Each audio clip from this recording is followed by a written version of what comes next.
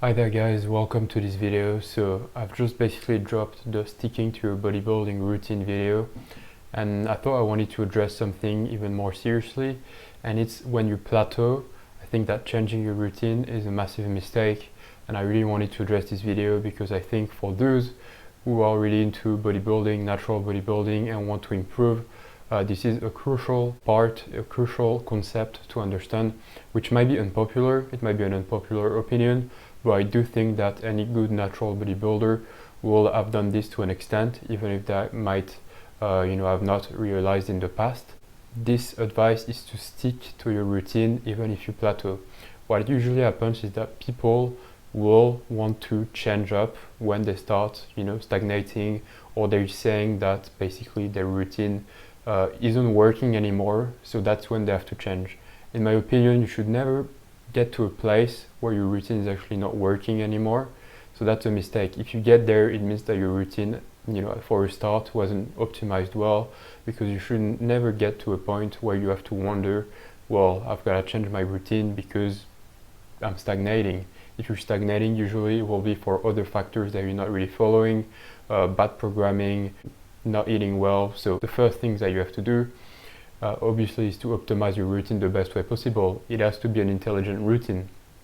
And once you have an intelligent routine, you should never basically get to a point where you're wondering if you should change your routine or not. Obviously, if you're stagnating because your routine is terrible, yes, change your routine to a good routine.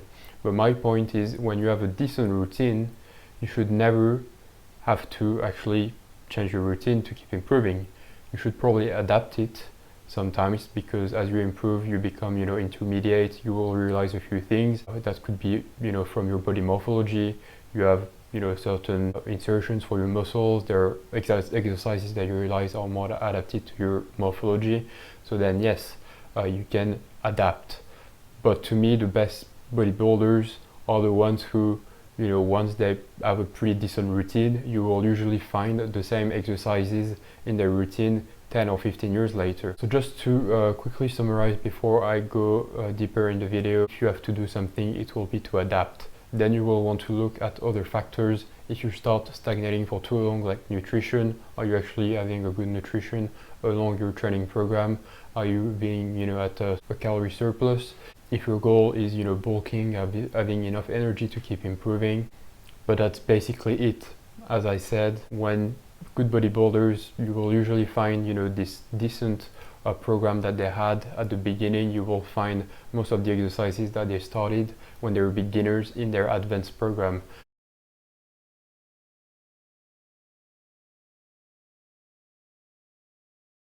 The goal is to really improve over time on certain, exercises.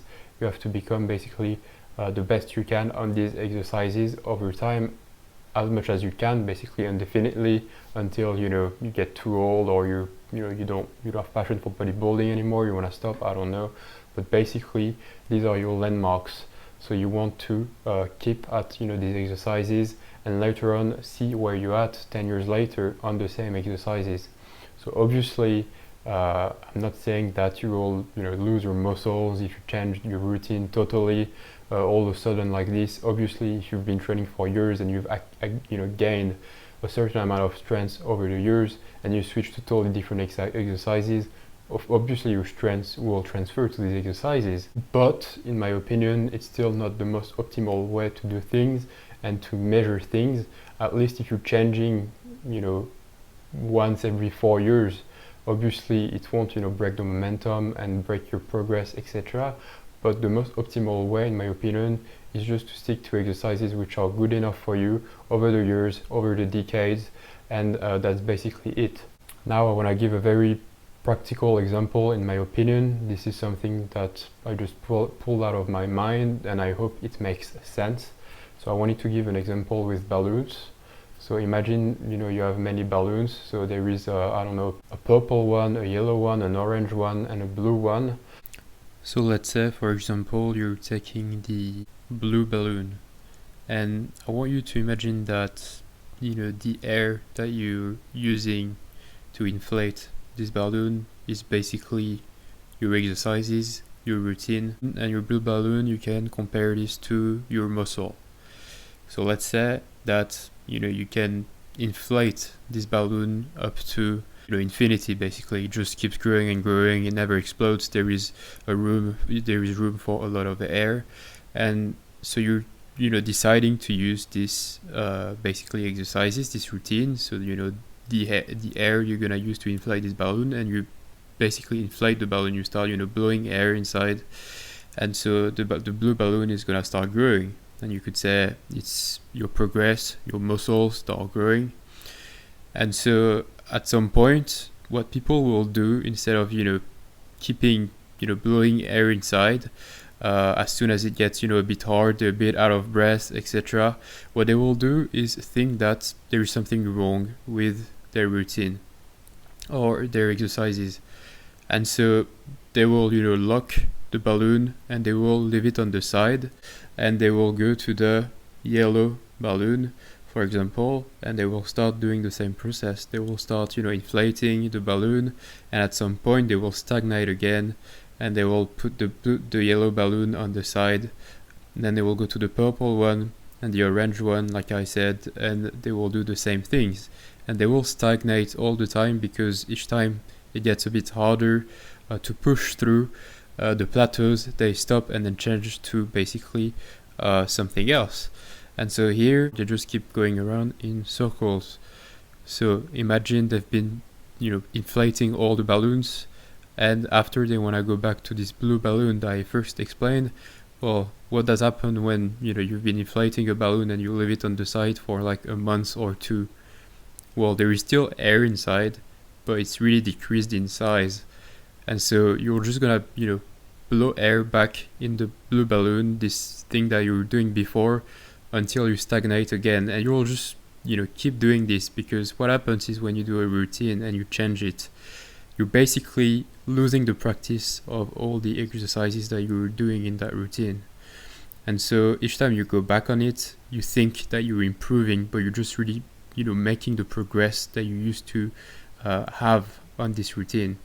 So you're basically running in circles, you're changing routines because you think it's gonna work, and each time you go back on this routine, you do improve a little bit because you're going back to exercises you've done before, but there is never really an infinite progression. So when I was explaining the blue balloon, you just want to stick to that blue balloon, and you want to blow inside, inflate it, and when it gets hard to keep inflating it, because it gets bigger and bigger, and when you add a bit of air inside, it doesn't make much difference anymore, because the bigger it gets, like your muscles, the harder it's gonna be to blow it and to see the difference. But you do have to actually keep at it, and this is the only way they will keep growing. If you leave this balloon, or leave these exercises, basically this routine that you're doing, and you're not improving basically indefinitely on this routine or exercises, you will stagnate and you will not improve anymore. If you stagnate, you actually just have to keep pushing through. That's normal if you're gonna have plateaus. It doesn't mean that you should change, as in the example, the balloon here, and put it on the side and come back to it later, because you're just wasting time. Keep at it. If it gets hard and you're stagnating for 4 weeks, 5 weeks, that's normal. It's part of the game. It's like if you want to learn a new language, are you gonna just when you're kind of like stagnating and there are weeks where you don't feel very good talking to other people, are you just gonna leave the country and go to another country with a new language because you can't learn that exact language? No, you're gonna keep at it until you're a master of the language, and until you learn more and more and more words, until you're really fluent. And there will always be words that you can learn, and it's the same in bodybuilding. There will always be a way to improve, even if you're very advanced. It will be harder, but there will be always room to improve. You have to stick, unfortunately or fortunately, to the exercises, and you have to stop changing as soon as it gets a little bit hard. So if you're plateauing, stagnating, usually it doesn't come from the routine. If this routine is actually already pretty decent, it comes from a lack of investment from you. It will come from nutrition. It doesn't come from the program. If you're sticking to basic exercises, which worked for you decades and decades, then it's not the fault of the exercise, it's not the fault of the routine. At some point it's probably just you that is messing up at some parts. So that was my advice for today, guys. Don't change, because this is something I see so often. Guys who actually have potential, they're improving pretty well, and then they see this advice everywhere of, oh, if you're starting to stagnate for a few weeks or a couple of months, that means that the routine doesn't work anymore and you have to change. That's ridiculous. You have to push through. That's it.